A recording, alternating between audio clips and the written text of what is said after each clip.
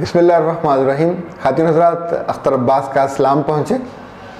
یہ جو رشتے ہیں ہمارے، یہ کبھی بہار کی طرح ہوتے ہیں، کبھی خزاں کی طرح ہوتے ہیں. عام طور پہ ہم اپنے بیٹے اور بیٹیوں سے اس طرح کے جو وابستگی ہے وہ محسوس کرتے ہیں، لیکن جو بڑے خاندانوں میں رہتے ہیں وہاں بہنوں اور بھائیوں کا تعلق بھی اسی طرح کا ہوتا ہے. یہ رشتے کبھی تو بہت سایہ دار ہوتے ہیں اور کبھی پھٹی ہوئی چادر جیسے ہو جاتے ہیں. اور اس لمحے جب آپ کو ان کی مٹھاس چاہیے ہوتی ہے، جب آپ کو ان کا سایہ چاہیے ہوتا ہے، وہ کہیں سے نہ دے پائیں تو اس دکھ کا، اس تکلیف کا آپ اندازہ نہیں کر سکتے. وہ تکلیف کیوں ہوتی ہے؟ آج ہم اسی حوالے سے باہم بات کرنے بیٹھے ہیں. میں سوچتا ہوں کہ جیسے ہم چائے پینے لگیں تو کہہ دیتے ہیں کہ مجھے چینی کتنی چاہیے، 1 چمچ یا 2 چمچ. ایسے ہم نے کہیں سفر پہ جانا ہو تو ہم اس کی باقاعدہ پلاننگ کرتے ہیں، ٹکٹ بک کراتے ہیں، جانے کا جو فاصلہ ہے اس کا تعین کرتے ہیں اور اس تک پہنچنے کا اہتمام کرتے ہیں. کبھی ہمیں صبح نماز میں اٹھنے میں دقت ہو تو ہم کسی دوست کے ذمے، کسی عزیز کے ذمے، اماں کے ذمے، اور کوئی نہیں تو الارم کے ذمے یہ لگاتے ہیں کہ تم صبح مجھے اٹھا دینا. ہم ہر چھوٹی بڑی چیز کو پلان کرتے ہیں، نتیجتاً آلموسٹ ویسے ہو جاتا ہے. کیا ایسا ممکن ہے کہ ہم رشتوں کی اس لذت کو بڑھانے کے لیے، ان کی آپس میں وہ جو جڑا ہونا ہوتا ہے، ان کی جو کوہیجونیس ہوتی ہے، ان کی جو گانٹھ ہوتی ہے، وہ اتنی اچھی رہے، اتنی تگڑی رہے کہ وہ ہماری مضبوطی کا باعث ہو، ہماری قوت کا باعث ہو. میں جن دنوں روزنامہ نوائے وقت میں کام کرتا تھا، ہماری کولیگ تھی اور وہ بہت ہی یوں سمجھیں کہ ایک اڈوریبل خاتون تھی. وہ ساتھ پڑھ بھی رہی تھی.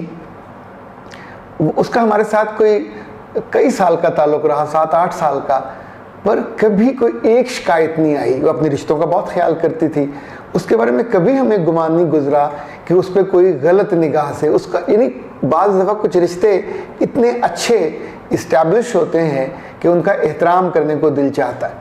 ایک دفعہ اس نے آ کے مجھ سے کہا کہ میں جس ادارے میں پڑھتی ہوں وہاں ایک لڑکا میرا پیچھا کرتا ہے اور میرے پیچھے دفتر تک آتا ہے. تو میں نے اس سے کوئی مسئلہ نہیں، اب اس کو ہم انشاءاللہ خود ٹک اپ کرتے ہیں. تو اگلے روز جب اس کا آنے کا وقت ہوا تو میں نے اپنے دفتر کے 2 نوجوانوں کو جو میرے پاس پھول کلب کی ٹیم میں تھے، ان کو نوائے کے آفس سے باہر سڑک پہ بھیجا. اور جو ہی وہ بچی وہاں سے گزری، وہ لڑکا ہی واز دیئر، تو اس کو انہوں نے جا کے سلام لیا اور پکڑ کے میرے پاس لے آئے. لیکن لے کے عزت سے ساتھ آئے، گھسیٹتے ہوئے نہیں لائے.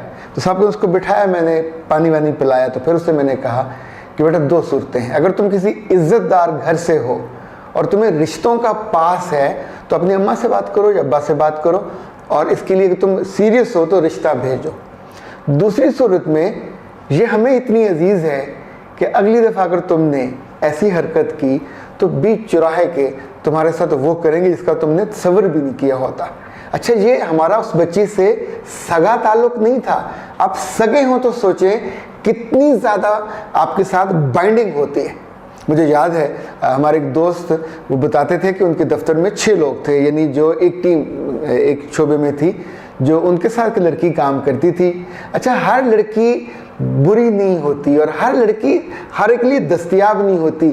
یہ اس کی ٹریننگ ہے جو گھر سے ہوتی ہے، رشتوں کو کیسے سنبھالنا ہے، کیسے ڈسٹنس پہ رکھنا ہے.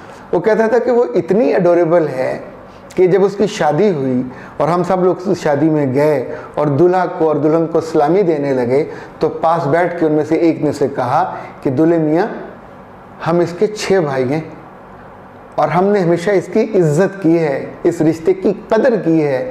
اگر تم نے کبھی اس بچی کو دکھ پہنچایا یا تکلیف پہنچائی تو یہ یاد رکھنا کہ ہم اس کے سگے رشتہ دار نہیں ہیں جو لحاظ کریں. ہم کوئی بھی بد لحاظی بھی کر سکتے ہیں اور ہمیں یہ ایک ایسا رشتہ ہے، ایسا لگتا ہے جیسے قدرت نے ہمارا رشتہ بنایا.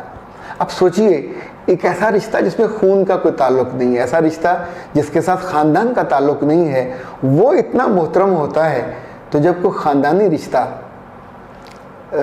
جو زیادہ جاذب ہوتا ہے، جو زیادہ مضبوط ہوتا ہے، مجھے اس دکھ کا اور اس شدت کا جب لوگوں کے فون آتے ہیں، جب لوگ اس معاملے میں مشاورت کرتے ہیں. ابھی کینیڈا سے ایک صاحب نے کہا کہ میں 15 سال سے یہاں پہ ہوں اور ہم 5 بھائیوں کی ایک بہن ہے، اتنی لاڈلی، اتنی محبوب کہ ہماری زندگی ہے وہ. ہماری شادیاں بھی ہو گئی ہیں پر پھر بھی ہم نے اس کو لاڈوں کی طرح پالا ہے. وہ اتنی لاڈلی ہے ہماری. اس کو اس نے وقفہ دیا. پھر اس نے کہا کہ اس کی ہم نے پچھلے سال شادی کی، اپنے ہی خاندان کا بچہ ہے، ہمارے بالکل گھر کے سامنے وہ رہتا ہے. ہوا یہ کہ اس بچی نے، جو ان کی سگی بہن تھی، ان کی شکایت ملی کہ اس نے کسی اور لڑکے کو میسیجنگ کرنی شروع کی. جب وہ جو جملہ انہوں نے ادا کیا، وہ اتنی دور بیٹھے تھے، ہزاروں میل کے فاصلے پر خط نظرات میں ان کے آنسو بھی دیکھ سکتا تھا اور ان کا دکھ بھی محسوس کر سکتا. انہوں نے کہا آپ تصور کیجئے کہ میری اس بہن سے میری اور میرے بہن بھائیوں کی صرف محبت نہیں جڑی ہوئی، 42 رشتے ہیں جس سے جڑے ہوئے ہیں. اگر یہ بچی اس حرکت پہ باز نہیں آتی تو ہمارے خاندان کی شکست و رخت کیسی ہوگی، آپ اس کا تصور بھی نہیں کر سکتے.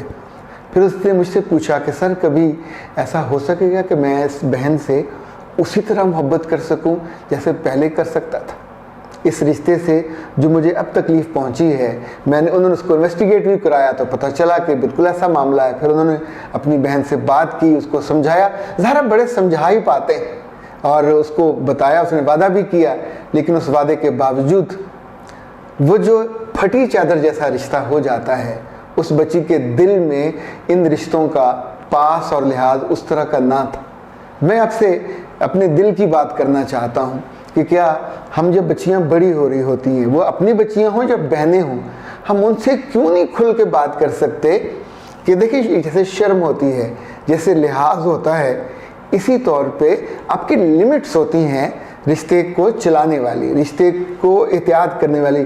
ڈوز اور ڈونٹس بہت کلیئر ہوتے ہیں. مجھے اچھی طرح یاد ہے جب میری شادی ہوئی تو میری جو مدر ان لا ہیں، اللہ ان کو صحت دے، انہوں نے میری اہلیہ سے ایک بات کہی جو مجھے بعد میں پتہ چلا. انہوں نے کہا بیٹا تمہارے جتنے رشتے عزیزوں کے، اقربا کے اور کزنوں کے، سب اپنی جگہ پہ برحق ہیں، پر اب تمہارے گھر میں وہی جائے گا جس کو تم اور تمہارا میاں بلائیں گے. رشتوں سے انکار نہیں ہے، پر اب زندگی چلنی ہے اور زندگی کا جو ڈرائیونگ سیٹ پہ ہے وہ دوسرا ہے اور تم اس کے ساتھ جڑے ہوئے. اب سوچیں کس قدر دانش کی بات ہے، کس قدر عقل کی بات ہے. یعنی یہ رشتوں کی جو لذت اور توانائی ہے، اس کی جو مٹھاس ہے، اس کو بڑھانے والی بات ہے. جہاں جہاں ہم یہ نہیں بتا پاتے، وہاں اپنے ہی سگی بیٹیوں سے اور بیٹوں سے تکلیف پہنچتی ہے.